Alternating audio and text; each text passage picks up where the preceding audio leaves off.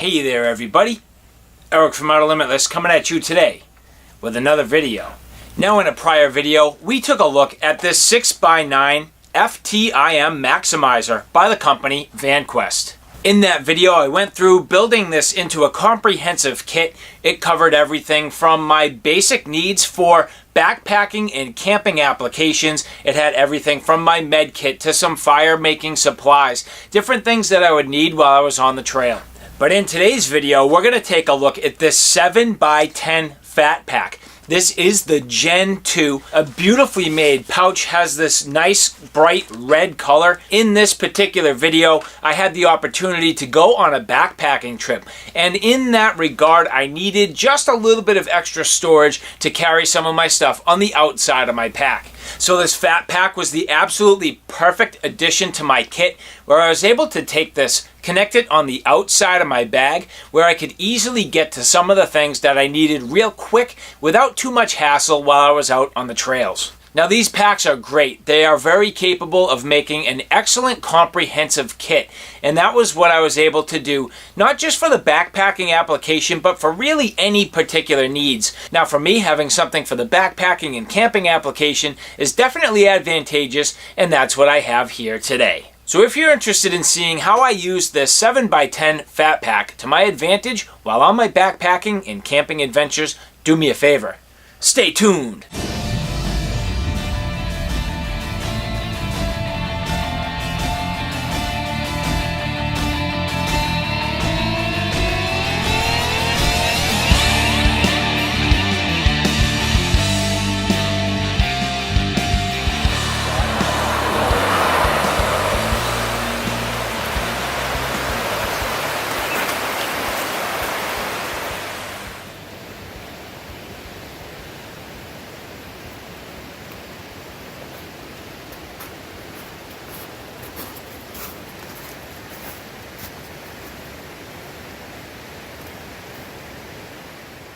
So using the med kit from Vanquest here, you'll see this worked out very well. Bolted it on the outside of the bag, which worked out kind of nice.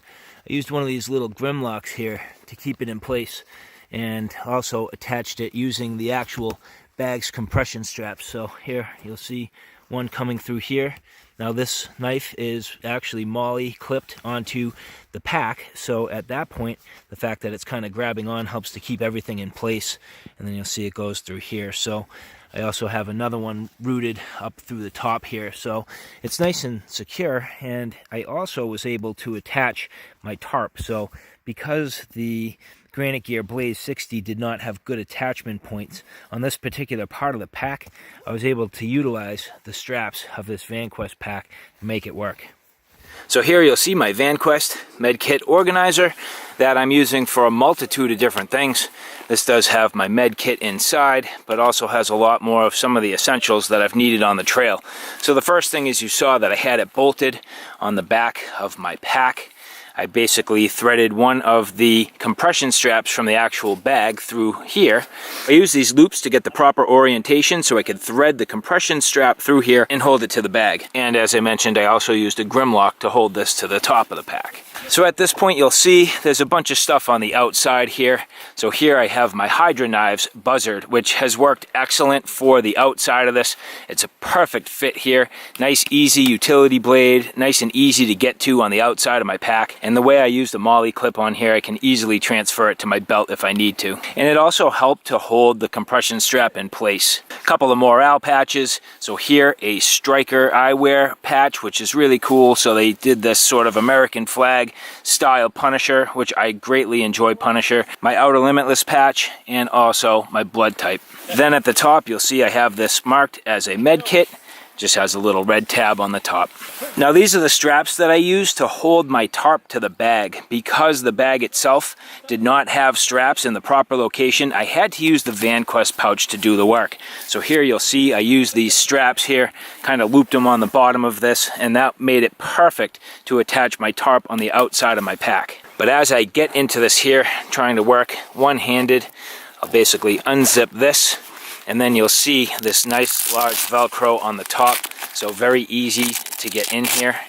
and you'll see now exposing all the things I have on the inside. Now, because I had this on the outside of my pack with the compression straps, I knew I wouldn't be able to open this all the way, so I put the things I knew I'd need while I was on the trail towards the top of the pack. And the first thing is my external microphone for my camera. So now moving on through the internal components here, you'll see that this is organized a little bit different from my prior setup. I've done a little bit different here based on the configuration. I kept this quite simple, but it does have most of the same things.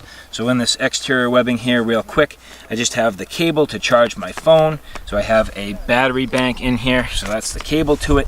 A couple of hand warmers and toe warmers if we need it. Now, I don't think I'll need it. I've actually been fine temperature-wise. It's not really all that cold out here. It looks like it's wintry, but it is very nice. It's in the 50s right now and shouldn't get any lower than the 40s, so I think I'm in good shape there, so I should not need these. Briefly going through the components: sponge, my long-handled spoon, a whistle, some adhesive tape, little magnifying glass with some tweezers in case I need it, lip balm, and a nice lighter. So having this sort of jet style lighter, definitely a plus. The fact that that's gasketed works very well. So a lot of these items coming from my other kit.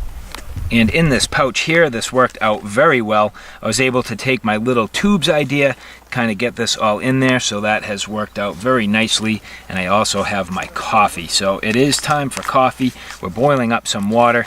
I got to get myself a nice cup of joe and enjoy my afternoon. So I will be pulling a couple of these out of here.